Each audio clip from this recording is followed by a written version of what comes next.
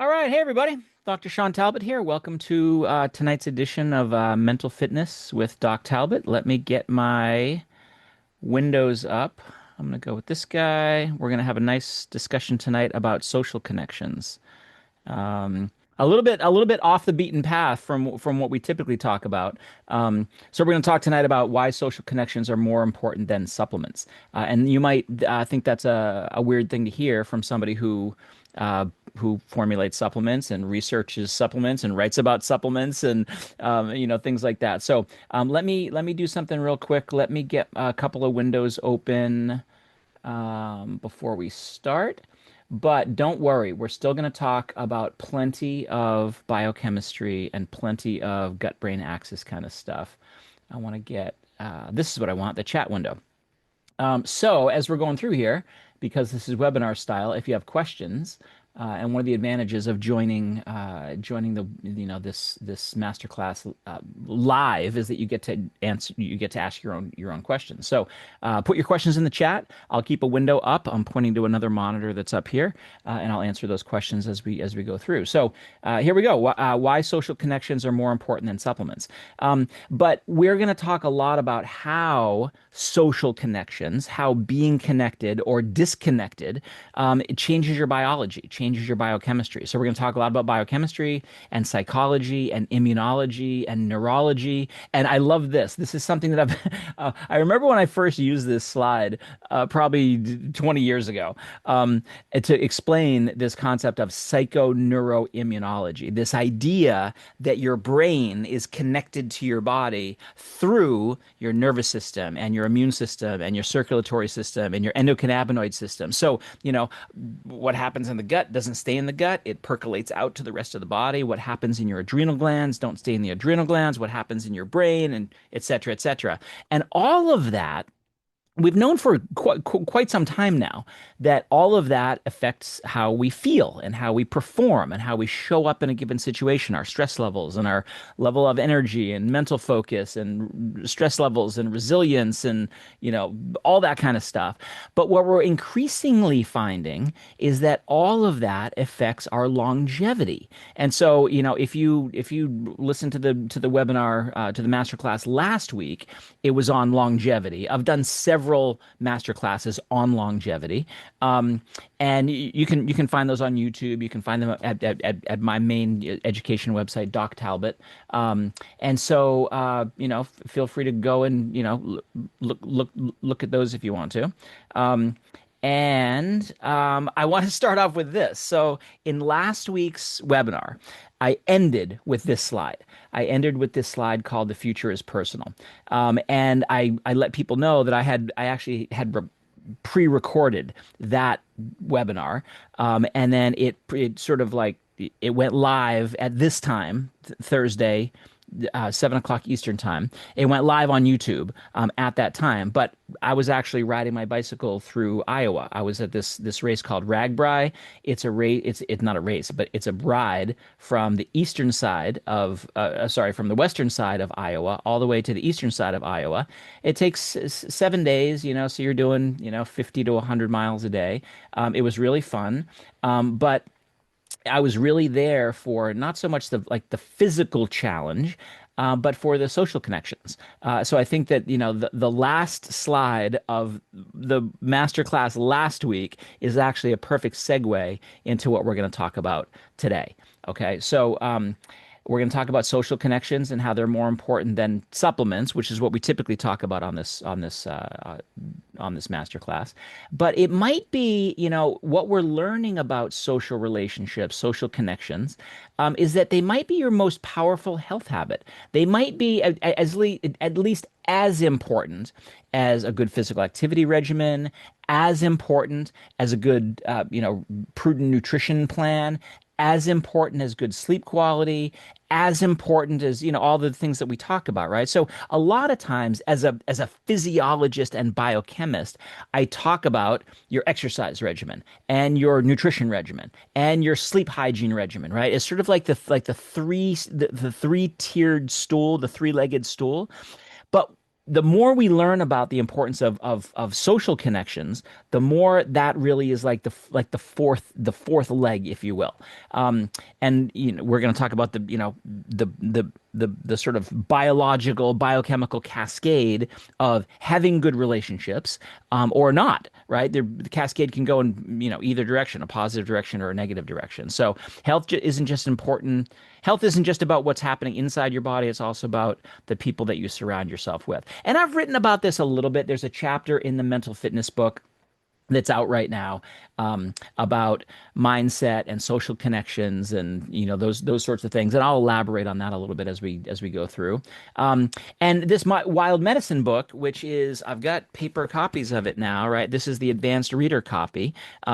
If you're part of our mental fitness community, you have access to a digital copy of this right now. This book doesn't actually come out until January, but you have to write it about about a year in advance before you see it in print. But one of the things that I really love about this book is that it's not just about the herbs and the health benefits. There's a chapter about gut health. There's a chapter about depression and anxiety. There's a chapter about ADHD and heart health, and chapter about et cetera, right?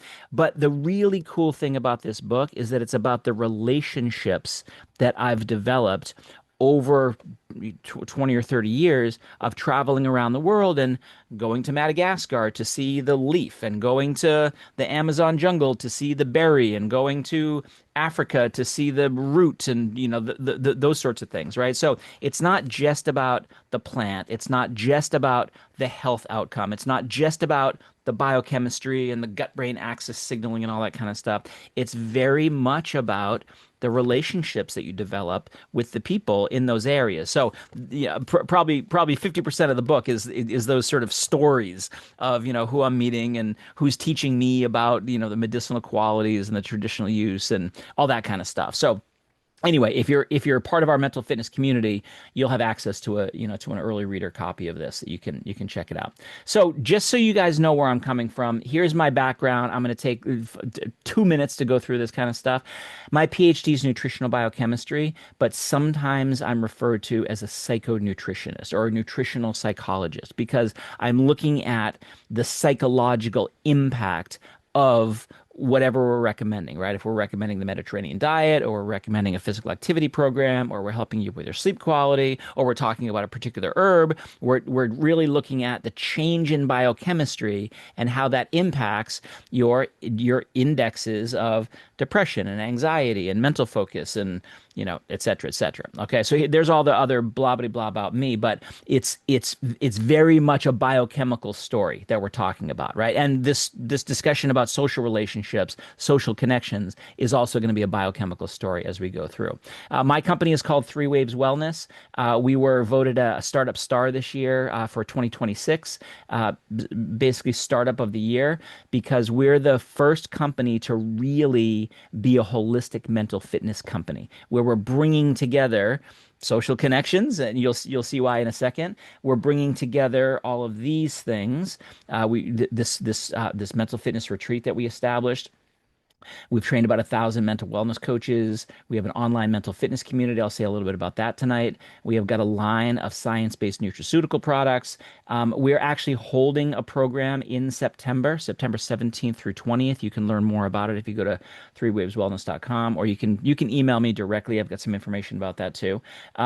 This is an in-person retreat where you don't just come there and relax for the whole weekend. There's plenty of relaxation, but you're also learning in a science-based way with other people. That's the social connection piece of it, about how to improve your stress resilience, what I call adaptive capacity, the ability to not just withstand stress, but to come back stronger from stress. It's a very sort of unique way of thinking about how we show up in this modern world.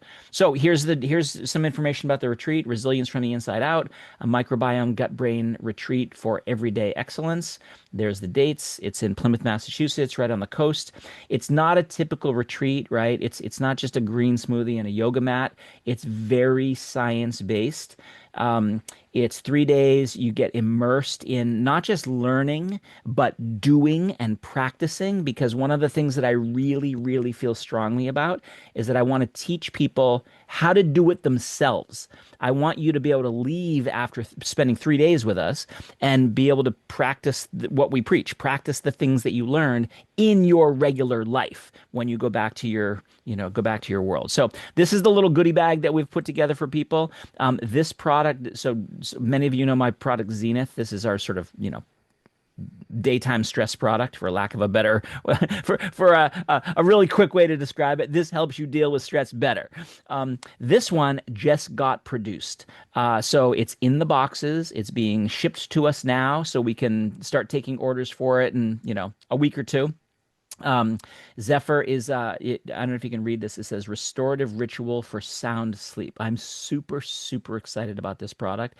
It is hands down the best sleep product that has ever been introduced into the market. I'm very, very proud of it. So people get in their goodie bag. They get a Zenith, they get a Zephyr, they get a bag of stress chocolates, you get a nice steel water bottle, you get signed copies of the mental fitness book, and the new book that isn't even out yet is the wild medicine book. Lots of really, really cool stuff.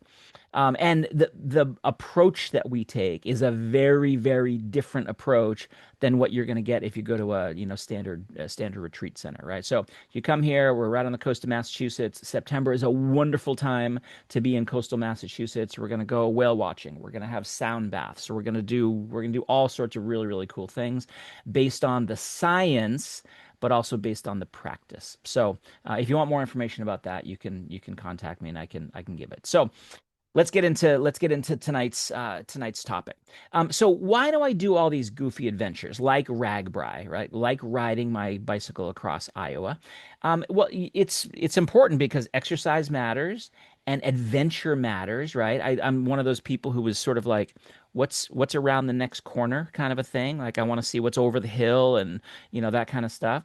But it really is the people, right? The reason that I do these kinds of things is because you do it with old friends, you get to meet a lot of new friends, and you create a lot of shared experiences. That is the coolest thing. When I do all the kooky things that I do, Ironman triathlons and half Ironmans, and traveling around the world to go to world championship events and ultra marathons and Grand Canyon rim to rim to rim kinds of adventures. What I remember most from those things are the people that you're with, right? The shared experience of running through the night, or getting sick together, right? That sounds kind of weird, but those are the kinds of things that you remember. I don't remember what my time was. I don't remember what my finishing place was. I don't remember if I was on the podium of my age group or not. Like, I could look that kind of stuff up, but that isn't what sticks with me. What sticks with you is the relationships and the shared experiences. And sometimes the harder it is and the worse the conditions, the more that you remember it, right? It's kind of that idea of like type 2 fun, sometimes we refer to it as, where it's fun-ish, but the fun is really going through that ordeal with like-minded people, right? So it makes for a better story, right? There's this great T-shirt that I see it at these race expos. I've never bought one, but I need to do it sometime. Is that it says, "That's a terrible idea. What time?" This is what I mean by that, right? People who were cycling across Iowa, they were having fun. There was lots of laughter. There was a lot of joking around and things like that. But it was hard. Looking back on it, people are going to say, "Yeah, I remember that day when it was 105 temperature, but it was 115 feels like." That was the second day of the ride. It was awful. But now that we all went through that as a shared experience, we have that connection, and we can, we'll tell stories about that from now until the end of time. One of the reasons this is really important to talk about this kind of stuff is that we are right now in the middle of a loneliness epidemic. It was bad before the COVID pandemic. It got really bad during the pandemic because we were all, social distancing and all that kind of stuff. If you were like my kids were, they were in college at the time.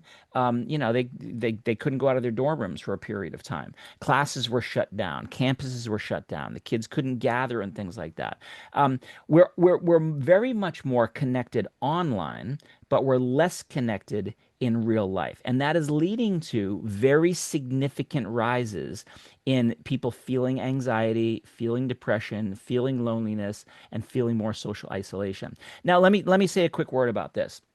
Sometimes when I talk about these, and I've been talking about anxiety and depression for, well, ever since my first book, The Cortisol Connection, which came out 27-ish years ago, almost 30 years ago. Um, when I talk about them, these are psychological mood states, right? Everybody has them, right? We all have different levels of them every single day. When I say to somebody, I'm feeling some anxiety, I didn't just diagnose myself with an anxiety disorder, like generalized anxiety disorder, right?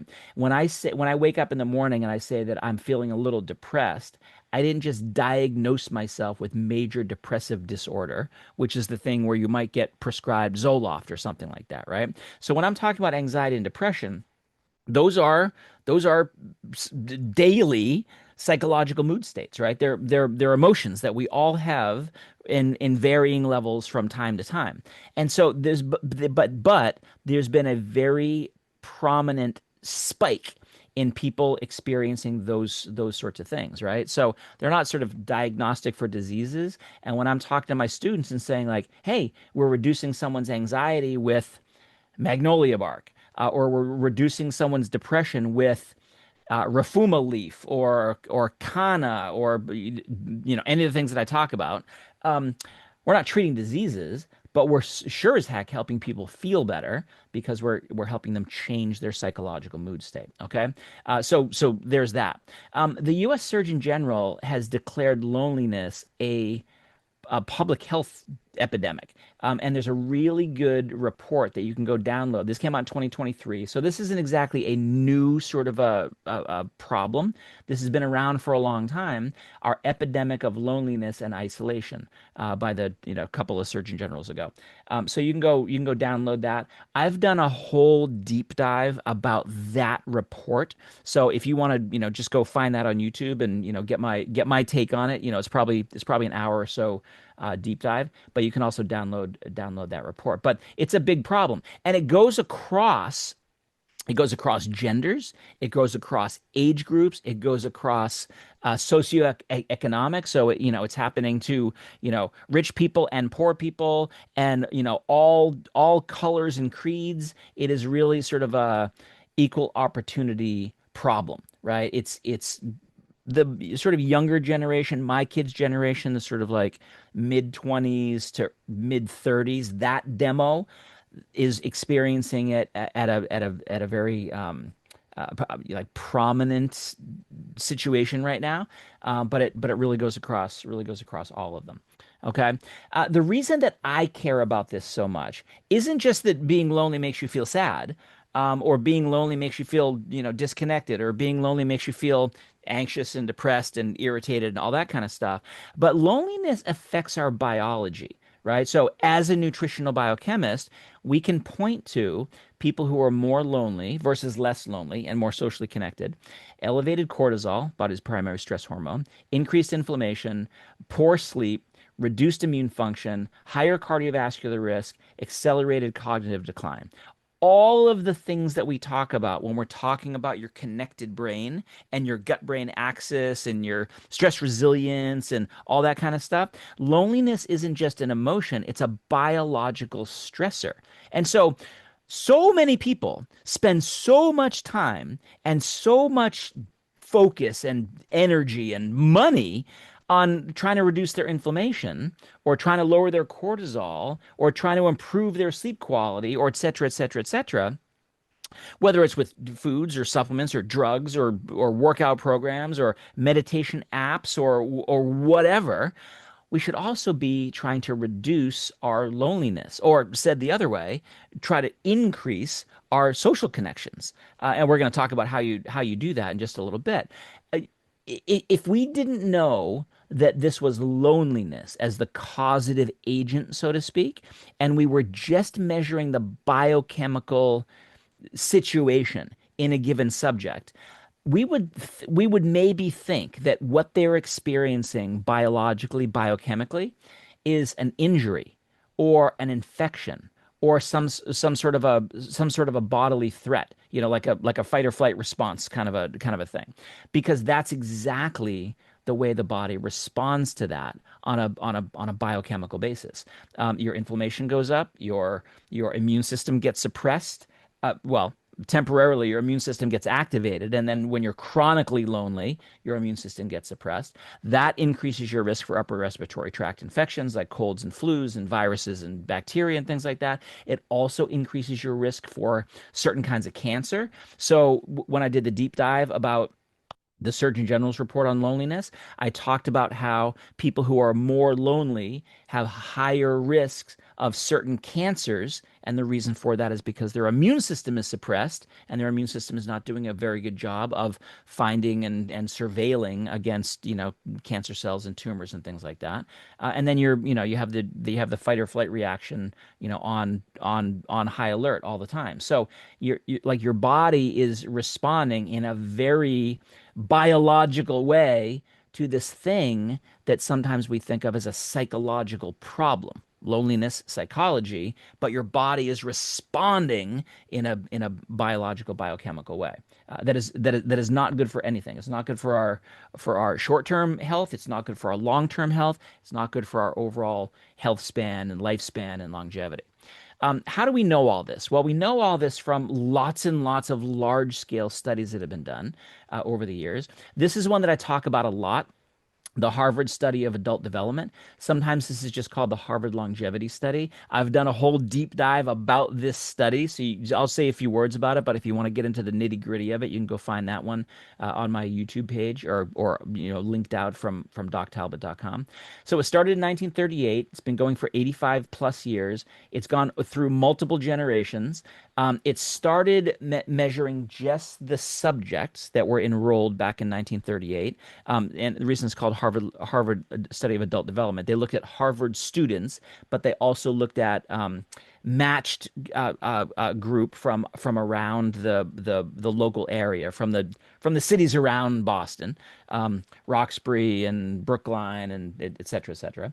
And what they found over the course of this study, better relationships predicted happier lives, healthier brains, healthier bodies, greater longevity. And one of the primary investigators, Robert Waldinger, said this: good relationships keep us happier and healthier. Now, like I said, I've done deep dive about this particular study.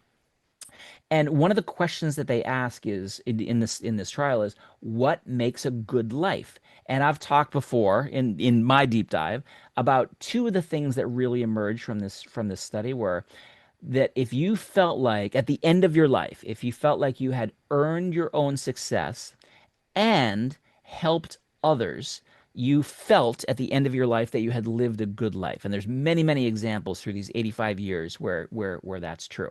But the main finding of this study is good relationships keep us healthier, period, or exclamation point if you want to. Very simple, very sort of simple finding. And there's this really good book if you want to read all about this study. This book is called The Good Life, and here are the two primary investigators, Dr. Waldinger, and I had the great privilege of meeting Mark Schultz, who's the other principal investigator. We were both attendees and participants at the World Happiness Summit just a couple of months ago in Portugal. So I was there as a mental wellness coach. He was there as a speaker outlining what they found in their study.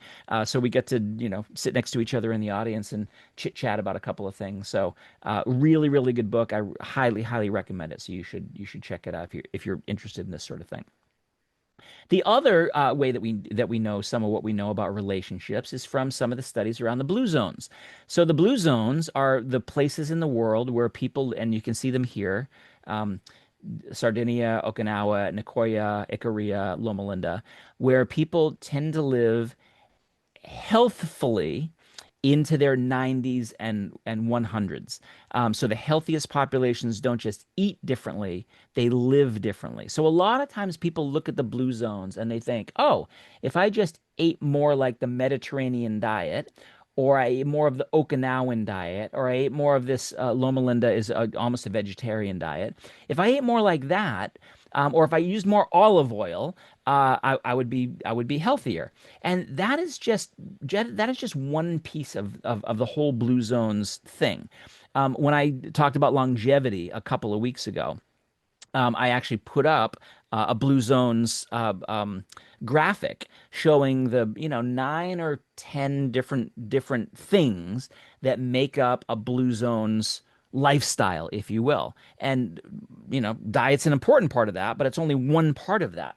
Look at some of the other things: daily movement, plant forward diets, having purpose, which I'll talk about on the next slide, being part of a community, having family and friends around you, and feeling like you belong. So that is also a really good book if you want to check out what's known about the blue zones. It really is so lessons for living longer from the people who've lived the longest. And there have recently been some criticisms about the blue zones that are the people who are portrayed in the book, are they really as old as they say? I think that's just noise, right? I think there's some really good things to take away from this from this research. So feeling like you belong, feeling like you have a purpose. This in Japan is sometimes called ikigai, a reason to get out of bed, a reason for what you're around for. Why are we here, so to speak, is a way to think about ikigai. It's a purpose almost always grows out of serving other people. So you could think of you're retired. You don't have a job to go to anymore. You don't have a career that you're striving in anymore. What's going to get you out of bed in the morning?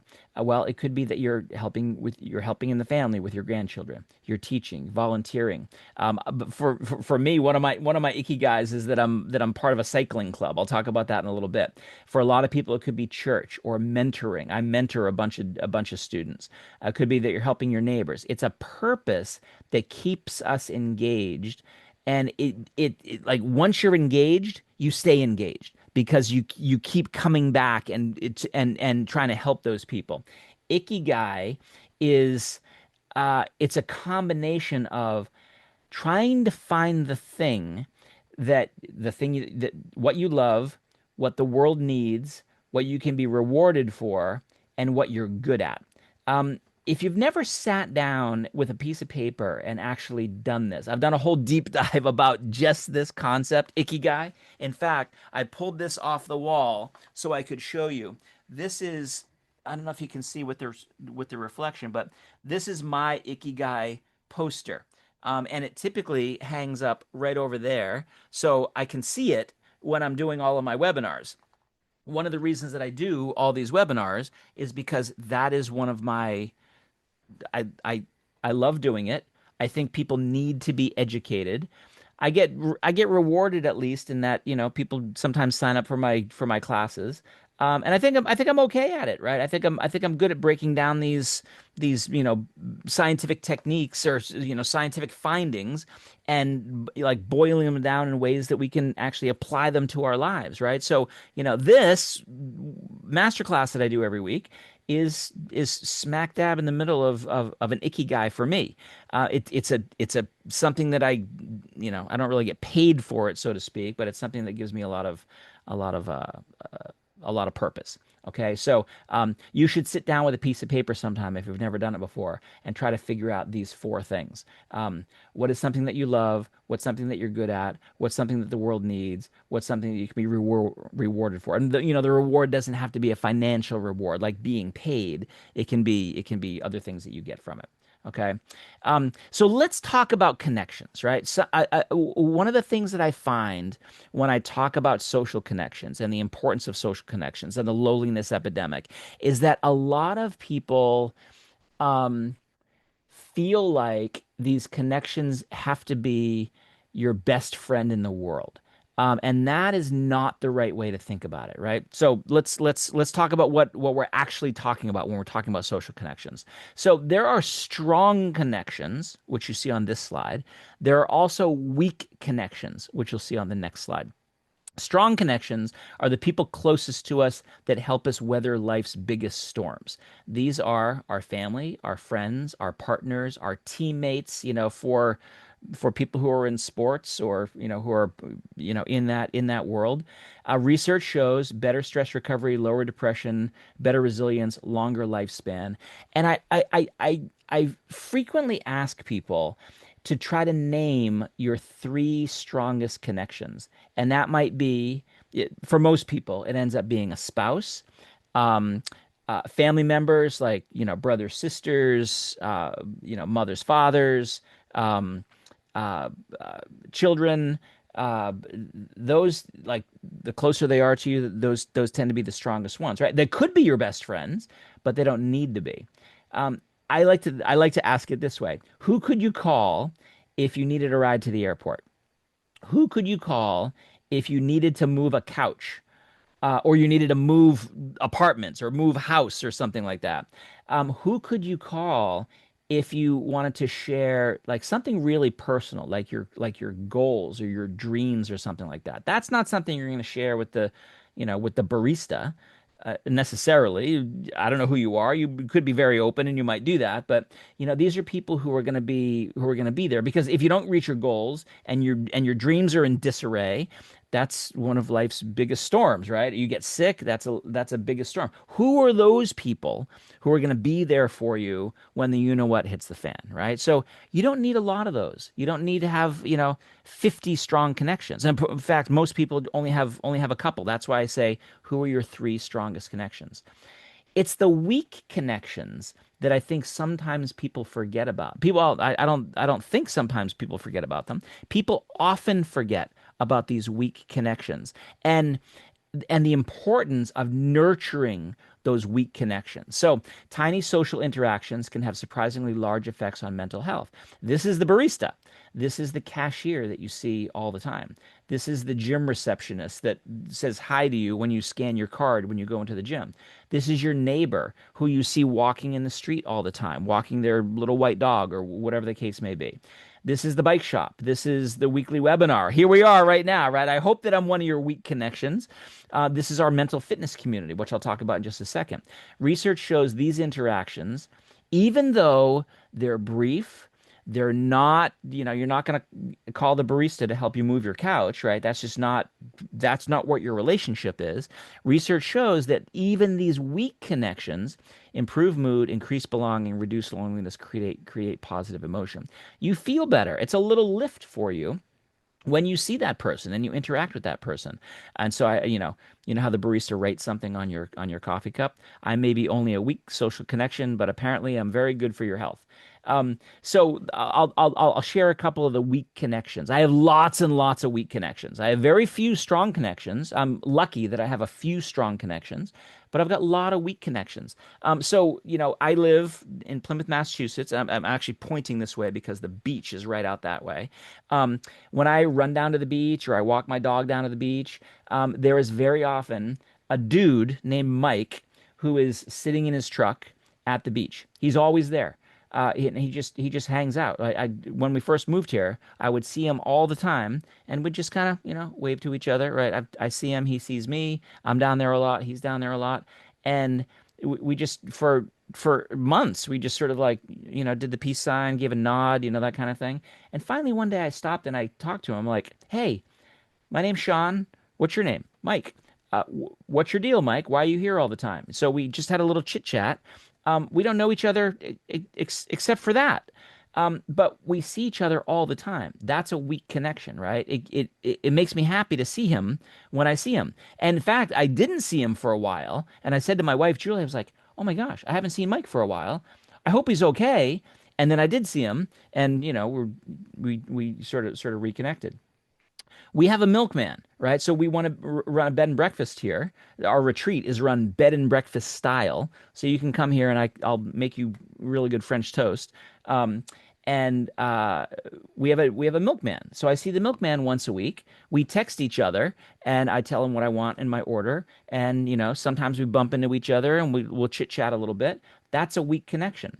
And we run a bed and breakfast, right? So we have lots and lots of weak connections with people who come here, and we have an interaction for 2 or 3 or 4 days, and then they go back to their life. So like the interaction that we have while they're here is great, but like again, they're not gonna drive me to the airport. But those connections have been shown scientifically to improve all these things that I mentioned before.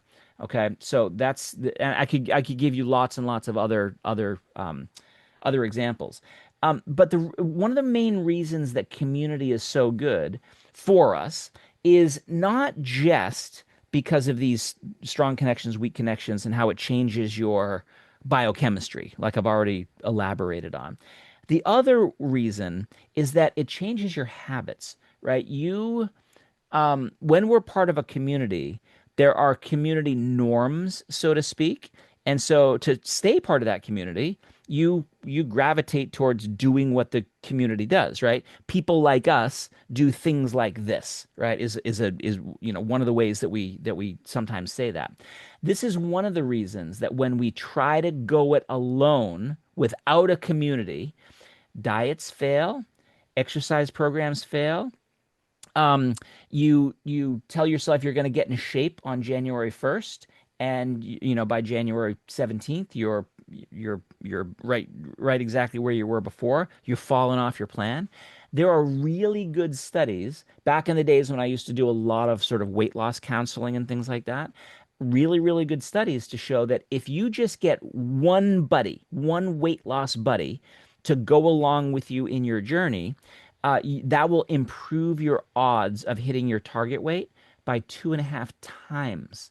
Right? It's monumentally important to have a community to help you go towards any goal. You've probably heard the saying before, like if you want to go fast, go alone. If you want to go far, go with a team, right? That this is the same sort of an idea, right? That the community changes your behavior. It makes you more engaged. It makes you more what's the committed is the word I was looking for. So this is one of the reasons that it's like the like clubs are so important. Cycling club, walking groups, CrossFit, AA meetings, Weight Watchers, running clubs. People stick with healthy habits when they belong to a group of like-minded people because it's not just groupthink, it's because of mutual support, right? You're part of this. We're part of this, and we're going towards a goal in a concerted way. It's the same thing with an ultra marathon, right? When you're out there, you're not really racing against anybody else. You are experiencing this thing with everyone else, right? It's a very much a communal thing, and that's what makes it so cool. So here's my cycling club. Just so happens that my cycling club is sponsored by a brewery. So we start and finish our rides at a brewery. So we'll all have a beer together, and that's good for social connections as well. This is my triathlon club. So I see these guys almost every week. The cycling group. I see the triathlon group every few times a year, right? We mostly see each other at races or at like bigger training events, right? So those are weak connections, but they're also communities, and they have different sort of benefits. Okay, but all wonderful. And this is one of the reasons that I was so adamant that I wanted to create an online community for all this mental fitness stuff that we talk about. So the mental fitness community is a way for people who want to learn about the gut-brain axis and the microbiome and the stress hormones and all that kind of stuff, and social connections and mindset and movement and sleep quality and everything else. People want to learn about that either for themselves, or if you're a certified mental wellness coach, to help clients and help other people feel their best and perform their best. This is a place where we all come together. Online community.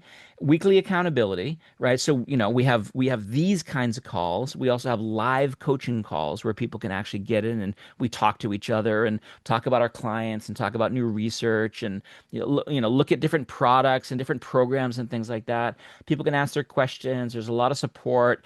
There's a lot of sort of friendship that develops, outside of the community, which is really cool. Shared goals, learning together. Many members stay because of the friendships rather than just the education. So we have an online community that helps people to not just learn, but apply that learning, like I said just a minute ago, to either to themselves or their family or to their clients if they're building a business as a certified mental wellness coach. It's really affordable. It's $300 lifetime access. If you go through the certified mental wellness coach course, it comes along with, so you get your certification and your continuing education units and all that kind of stuff. But then you're also part of this online community where we've got hundreds of recorded calls. We have webinars, we have mini courses, slide decks. One of the great advantages of this community is that like we'll talk about the research papers, but then you actually can download the research paper. We'll talk about we'll do the webinar, but then you'll actually get the slide deck so that you have that in your personal reference library. We have an online discussion area where people ask questions about themselves or their loved ones or their clients. And if you're interested in it, you can see all the details at this website right here. So it's just learn.doctalbot and then mental fitness community. So you'll see it on one more slide. If you are interested in this, I'd love for you to take a look at it. It's really affordable. It's really fun. I'm trying to grow it as much as possible. All of these kinds of webinars are archived there as well as on YouTube, but then they're sort of searchable on the community area. Lots of really cool things. So let's circle back around to supplements for a second, right? Where do supplements fit in, right? So if you've ever seen me talk about my Sense program that I've been talking about, writing about, educating about for the last 30 years, Sense, SENSE, stands for stress management, exercise, nutrition, supplementation, and evaluation. I am an advocate of supplements, right? I'm not trying to put supplements like, at the end of the line here, but supplements really are just one piece of this overall puzzle. They can absolutely help. But if I were to put getting good relationships or a supplement, even a great supplement like my Zenith, I would say, the relationship is probably a bigger rock to put into your bucket first before the supplement. And maybe for some people, exercise is going to be more important than the supplement. And maybe for some people, sleep quality is going to be more important than the supplement. Within that Sense program, sometimes we can use the supplements as like the easy button, if you will, to lower somebody's stress so that they can sleep better or improve their appetite so that they can be on a better nutrition program or improve their energy levels so they have the motivation to exercise, right? So you can see how they're sort of interchangeable, but they're all very, very much connected to each other. I did a little video yesterday, I think, where I talked about when I was doing RAGBRAI, when I was doing that ride across Iowa, when I was packing for it, I forgot to pack my Zenith. Like what a knucklehead move. This is my baby. This is the thing that I spent years getting ready to formulate. And I forgot it when I'm going for like the most stressful week of my life in terms of riding. And I noticed it. I could feel that I wasn't taking my Zenith, right? I was a little bit more irritable. I was a little bit more kind of testy when, things weren't going just, quite right. And, I was outside, I was riding, I was sleeping well, like I was with all these people, right? I had all the check marks, but I noticed that I didn't have this on board, right? So it's one piece of the overall puzzle, but it's an important piece, and I think we need to consider the relationship piece. We need to consider that social connection piece as just as important as all these other things. I get journalists all the time, people who are writing articles, who will ask me questions. They'll say, what would you say is more important? Is exercise more important or is nutrition more important? Right. And so, the nutritionist side of me wants to say nutritionist, and the exercise physiologist side of me wants to say exercise. But the real answer is that they're all equally important. And I know that sounds like a cop out, but when you look at the contribution of each one of these, it really is that sort of puzzle pieces, and we need them all. Okay, so here's your homework. We're gonna wrap this up with this slide, which is, I want you this week to invest in your relationships the same way you would invest in your nutrition program, the same way you would invest in your physical activity program, the same way you would think about your sleep quality. The same way you would think about putting a supplement in on auto ship and making sure that you never forgot it when you went on your big week-long bike ride, right? So it's really easy to do that. Well, let me say this. It's not easy to do this. The steps are easy. The implementation is hard. It is hard to put yourself out there to try to make a friend, right? Anybody who has kids, you know that kids, it's easy for kids, right? Kids will go up and say, I really like your bathing suit. And that's an excuse for you to talk. Or they'll say whatever. You guys get the idea, right? Kids do a great job of it. Adults do a terrible job of it. And so it's easier said than done. But I want you to, this is your homework, to really try to do this. Call an old friend. I did this just the middle of July. So 2 or 3 weeks ago. I have a good friend that I went to high school with, who doesn't live too far from me now. We lived across the country from each other for a long time. I know when his birthday is. He knows when my birthday is, and his birthday was coming up. And so I sent him a little thing on LinkedIn that just, wished him a happy birthday. And so now we're in contact with each other. So we'll get together here sometime soon and have a beer or have a cup of coffee or something like that. Easy to do. But also hard to do, right? Because it's hard to put yourself out there. Meet one person for a coffee or a walk, just to do something, right? It could be somebody that see around the neighborhood.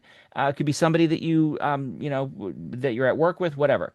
Start one new conversation with someone you don't know, because that person you don't know is, I mean, you've probably heard this before, right?